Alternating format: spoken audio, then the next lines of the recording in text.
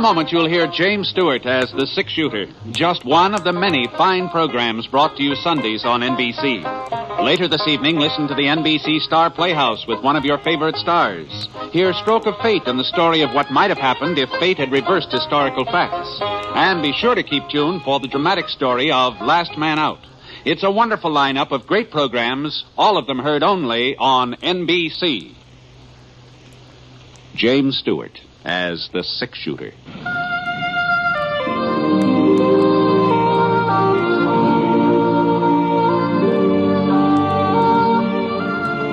The man in the saddle is angular and long-legged. His skin is sun-dyed brown. The gun in his holster is gray steel and rainbow mother of pearl. Its handle unmarked. People call them both the six-shooter.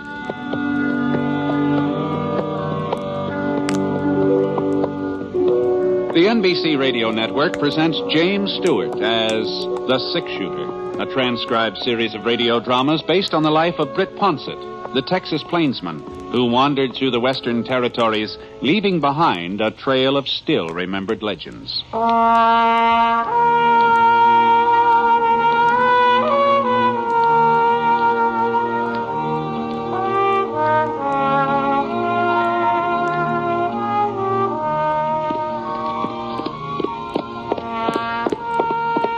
50-Yard Canyon, that's what folks called it. Probably there was another name, more official, written down on a map in the territorial capital, but the people around Smoke Falls, they just called it 50-Yard Canyon. You see, it was only 50 yards wide, someplace even narrower, but it was close to 35 miles long, and riding through it was sort of like riding between two giant slabs of granite, all polished and smooth the way a gravestone's fixed up. Except that these slabs were close to a half mile high. Well, anyway, that's what we were coming into, Scar and me, following the trail east to Smoke Falls. We had just gotten on toward daybreak, and the sky was kind of a oatmeal gray, heavy, wet, waiting for the sun to come up to stir some life into it. We rounded a sharp bend, and Scar flared his nostrils and slowed down to a walk. What's the matter, boy? Come on. Come on. The canyon got a little wider up ahead, and the sides angled up somewhat gentler than usual. I saw some clumps of trees and some mesquite, but it was still too dark to see anything real plain. I got off Scar as fast as I could dive out of the saddle. What the Sam Hill is... Now, who in the thunder are you shooting at? I ain't particular, mister. Well, I am. I couldn't make him out. He was just a shadow partway up the canyon wall, maybe 30, 40 feet. His gunfire gave me a pretty good notion where to aim. For a couple of minutes, everything was real quiet. Oh, I didn't stand to reason that I'd hit him with that shot. I hadn't. I inched my way across the floor of the canyon. I started up the side. The bullet nicked a rock right about a foot left of my face. He knew where I was, all right. But then I had a pretty good notion of his whereabouts, too. Well, a man's entitled to a lucky hit every once in a while, if he wasn't faking that yell. It seemed like there was only one way to find out. All right, drop it. Come on, drop it. Okay. The pistol slid out of his hand. His shirt sleeve was stained pink at the elbow. Twisted around, gave me a squint. Just then the sun swung up over the top of the canyon and spilled over the sides. Why, Art. Hey, Art Hamper. Who'd you think you were? Holy mackerel, Britt. Well, I'll be doggone. You're just about the last person in the world I ever expect to bump into out here. Yeah, well, you sure were expecting to bump into something. Yeah. What's the trouble, Art? Who are you gunning for? Somebody's gunning for me. Huh? Clyde's dead, Britt. Clyde? What? He was shot yesterday morning. Shot in the back. Well, you know who did it? I know who the sheriff says did it. Me.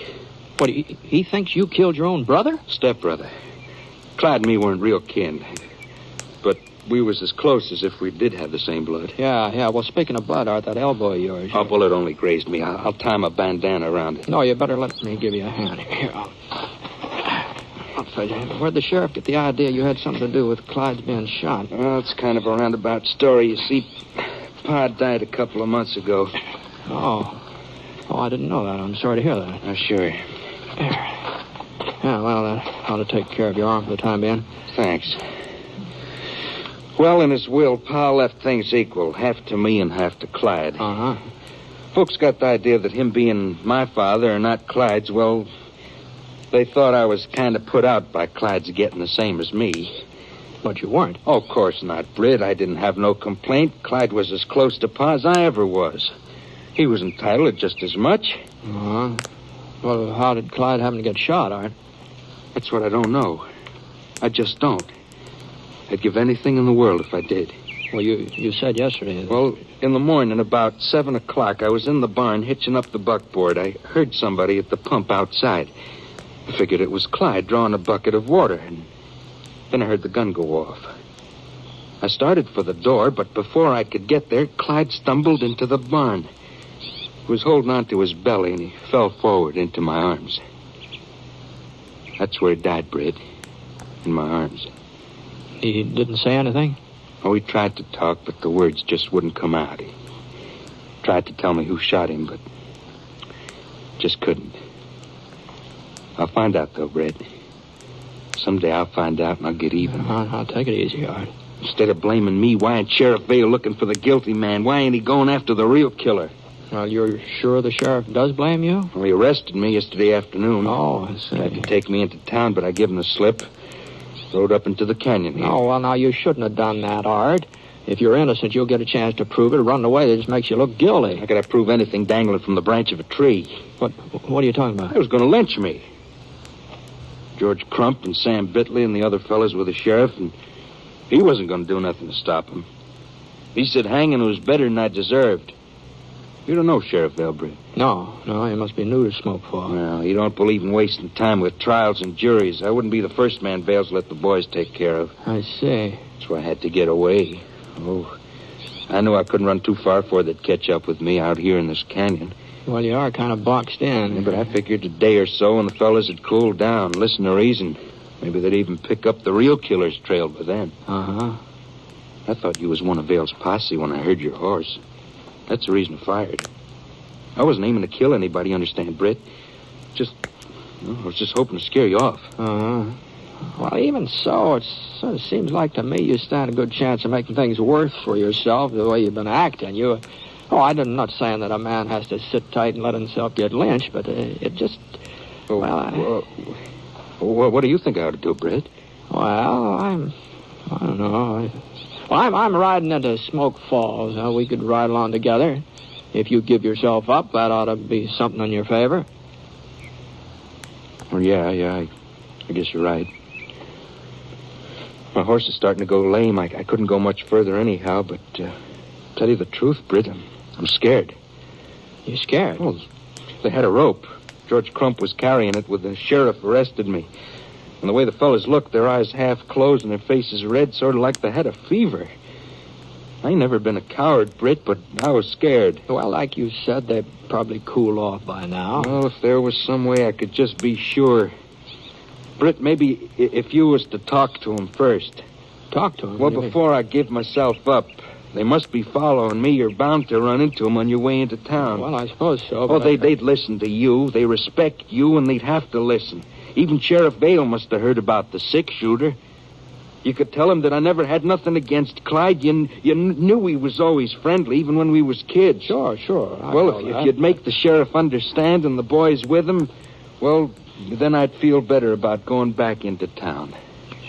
Britt, you ride on ahead. They can't be more than an hour or so away. Tell them I'll give myself up. Tell them to wait for me at Squirrel Rock.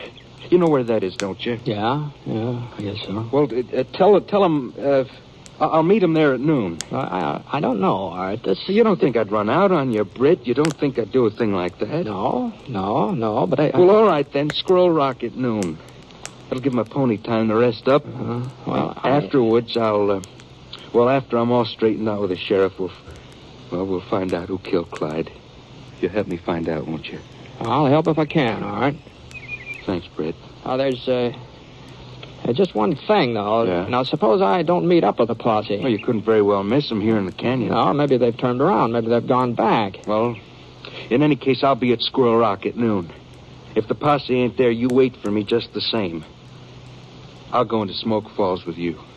All right. I guess you know what you're doing. All right. I'll be seeing you.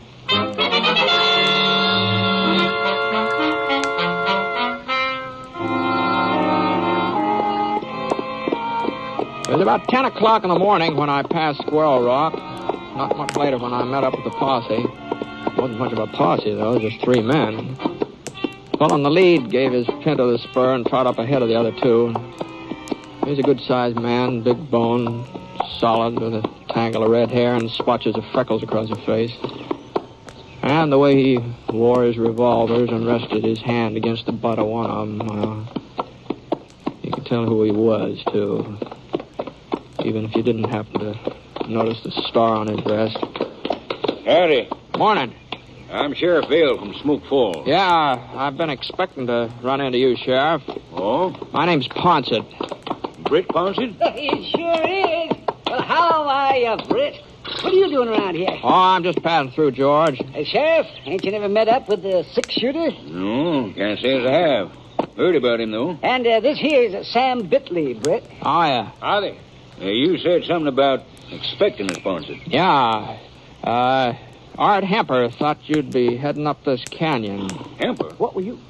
You mean you ran into Art, Britt? Early this morning. Oh, doggone it, that's who we're looking for. Yeah, he told me. Well, did he tell you why? Sure.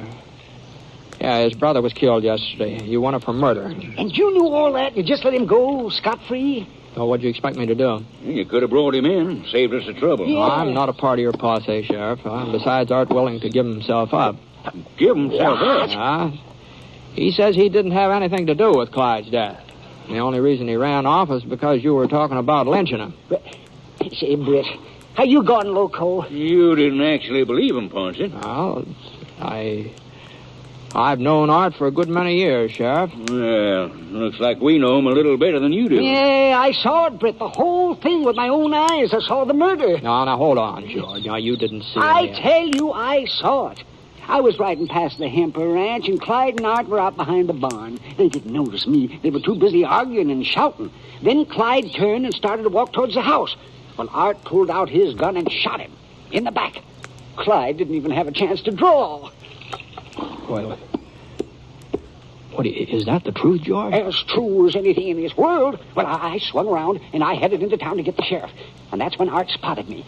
He got off a couple of shots, but I was out of range. The story he told me is entirely different. Well, that shouldn't surprise you too much, Ponset. No, I guess not. What happened when you arrested him, Sheriff? Well, we didn't arrest him. No, we didn't. Why do you think we're out here looking for him? I see. Well, he took off before I could bring the sheriff back. We picked up his trail and followed him into the canyon here. And as for anybody trying to lynch him, well, there'll be no lynch law in Smoke Falls while I'm sheriff. Well, that's good, Sheriff. Yes, sir. And besides, ain't no need in his case. Any jury in the territory will convict him on the evidence. Why, of course. Yeah, well, it sure sounds that way, doesn't it? Well, doggone, I just don't know what to say, Sheriff. Well, you weren't to blame for believing Art. You were a friend of his. Before he changed. You went around to see how mean he's got the last few months. Always picking on Clyde and making life miserable for him. As if it was Clyde's fault the old man left him everything. Everything? Well, sure. Ranch, cattle, the whole shebang. The whole shebang. Yes, sir. I guess Jake Hemper knew Art wasn't any good underneath. I guess that's why he picked Clyde to inherit, even though he wasn't a blood relative. Well, you gotta admit, there's one thing Art's good at. Huh? Lying. The way he fooled Britt Ponset, he must be a pretty convincing liar. Well, you'll have to give him that much. Won't you, Britt? Yeah, I'll give him that much.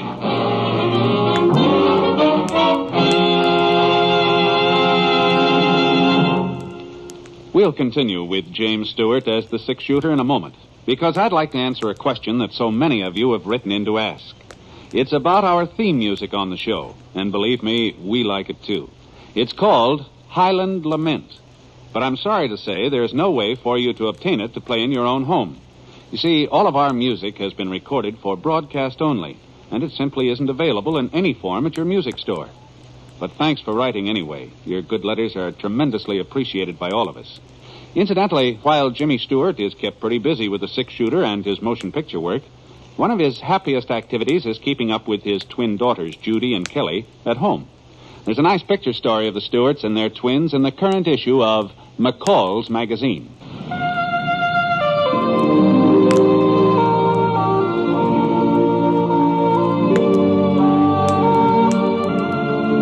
Now, Act 2 of The Six-Shooter, starring James Stewart as Britt Ponset.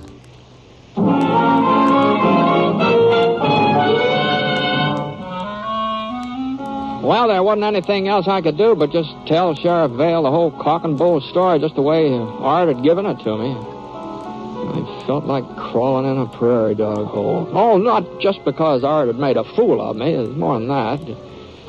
We'd been pretty good friends once, all three of us. Art, Clyde, and me. Now Clyde was dead, and sooner or later Art would be brought in for killing him. If I wasn't so doggone gullible, it might have been a lot sooner. Swell rock, eh? It's only 3 or 4 miles. You must come by it. Yeah, that's where he said he'd give himself up. Oh, that's a... Well, if he told you to wait for him there, you can be darn sure it's the last place he'll be. He's probably still up at the end of the canyon, trying to find the pass you come through. Yeah, I guess so. Yeah, sure. Well, we better ride on ahead. You want to come with us, Ponset? No, I think I'll head back for town. Well, suit yourself. I left a couple of the boys along the way in case Hemper gives us a slip and starts backtracking. You might tell him to keep their eyes open, that we haven't caught him yet. Yeah. All right, Sheriff. Okay, George. Sam, come on, let's go. Come on, boy.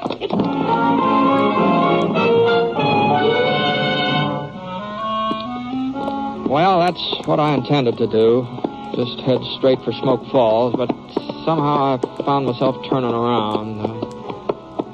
I took it real easy, and then when I came to Squirrel Rock, I couldn't help pulling up. Whoa.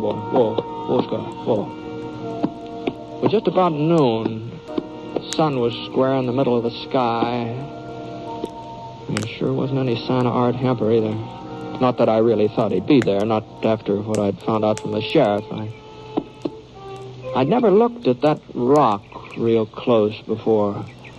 It was a lot bigger than most of the other boulders along the way, but that was about the only difference. I couldn't figure why folks got the name.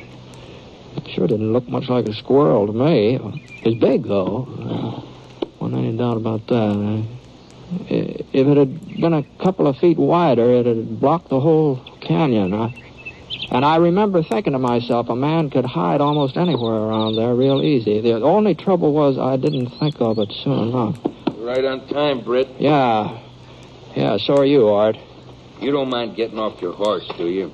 Well, as a matter of fact, I'd just as soon not. Well, you better do it anyway. Keep those arms stretched way up high.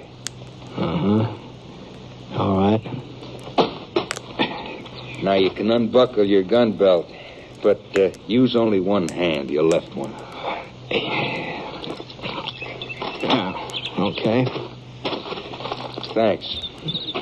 I guess you know I ran into Sheriff Vale. Sure. I told you would. Him and his boys come riding through here just a few minutes ago. Didn't even stop, huh? I must have figured I was up at the end of the canyon hunting the pass you come through. Yeah. Art, George Crump says he saw you shoot Clyde. Did, huh? Well, I didn't pick a very good time for it, did I? You're not going to deny it again, huh? You wouldn't believe me if I did. I already pressed my luck with you once today, Britt. I won't try it twice. Why'd you kill him, Art? It wasn't Clyde's fault your father left him the property. The ranch wasn't the real reason. I guess folks never will believe me, but that wasn't the cause. Well, what was the cause, then? I can't even put it in words. I reckon I hated Clyde. I reckon I always hated him, but I didn't know how much until they read the will, until I found out how Pa really felt towards me. You see, I never had no mother. She died when I was born. No. It wasn't very long after that Pa married again, and I had me a ready-made family. Oh, she wasn't like one of them stepmothers you read about in stories. She always tried to be fair and honest. Maybe that was it. Maybe she tried to be too fair. Yeah, too fair. Well, whenever I did something bad, never said a word to me. She waited till Pa come home and told him about it. I was his son, she said, and she didn't have no right to punish me. It was up to Pa to take down the razor strop and give me a whaling. Not that she was easy on Clyde. She wasn't. She saw to it that he told the line, but he belonged to her. He was her responsibility.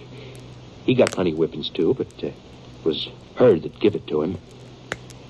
I guess it don't sound very sensible, Britt, but there was times when I used to wish she'd care enough about me to, well, just slap me or give my ears a good boxing. But she never did. I was Pa's son. Now, you couldn't blame Clyde for the way his mother acted toward you. Oh, I didn't blame him. Not at first. I told myself we were even Stephen. He had a ma and I had a pa. That was fair enough. And whatever happened, I was Art Hemper. Britt, he wasn't even entitled to the same name, not by any rights. Once I asked Pa about that, I asked him why Clyde was calling himself Hemper. Real good tannin. That's the answer I got. Mm-hmm. And that's the way it was. All the time I was growing up, all the time until she died. I was kind of happy when it happened. I thought maybe now it'd be me and Pa again. I thought her being out of the way would sort of push Clyde to one side. Things didn't work out like I figured. Clyde and Pa, they mourned together. They seemed to be closer than before. So I told myself all I had to do was wait. I was Pa's son. Everybody knows when a man dies, it's his son that inherits. All I had to do was to wait. And then it did die. And I found out I'd been living my whole life on lies. I'd convinced myself that when the chips were down, Clyde wouldn't matter anymore. Pa'd realize I was his son, his only son. And then the day they read his will, I knew that I hadn't had a ma and I hadn't had a pa either. Clyde had had them both all the time.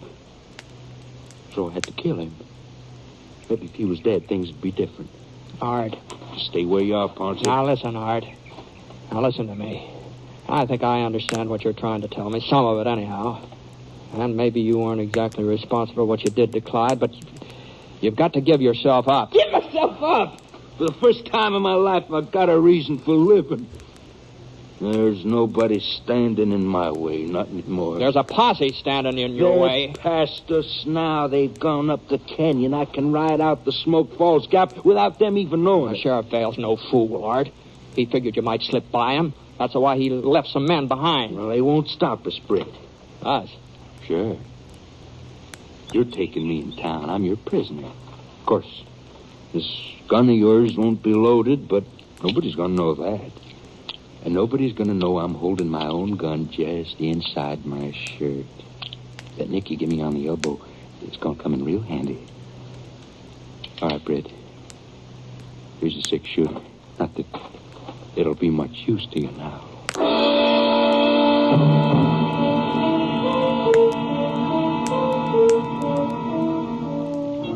Art brought his pony up from behind the rock, and we started down the trail. In a way, I felt kind of sorry for him. But that didn't justify what he'd done. It didn't justify him getting loose and killing somebody else, maybe.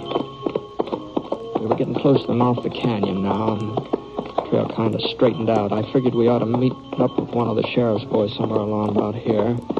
Be their last chance of stopping Art before we hit the flat country. I guess Art was figuring the same thing. Hold your gun on me, Britt, like you were serious. All right. Don't try anything fancy.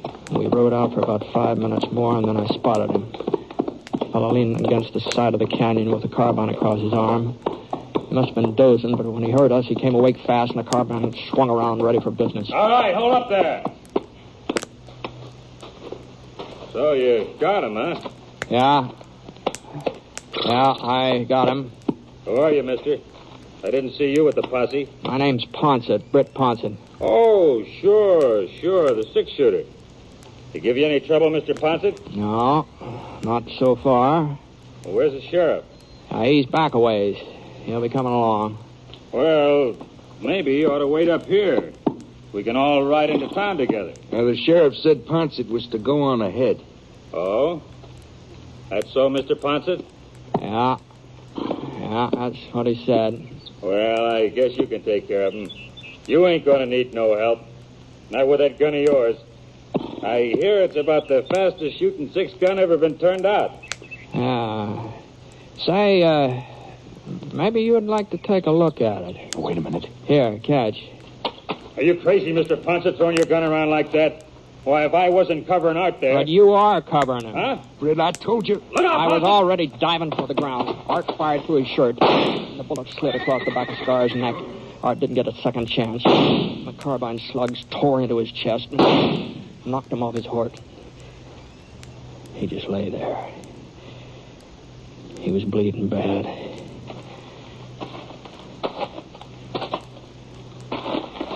Britt. Yeah? There's something I got to tell you. All right, go ahead. Sorry I lied to you this morning. A man shouldn't lie. That's what my pa always said. And you were my best friend. Shouldn't have lied to you especially. Well, besides, it didn't do me no good. It just goes to show you that lying don't pay. Pa used to whip me whenever I lied. I should have known better, Britt. I should have known that.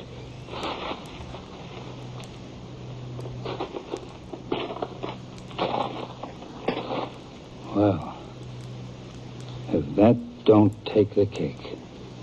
what? Not more than a minute ago, he tried to shoot you down. But now all he said was he was sorry he lied to you. What happens to a man like that, Mr. Ponset? I don't know. I just don't know.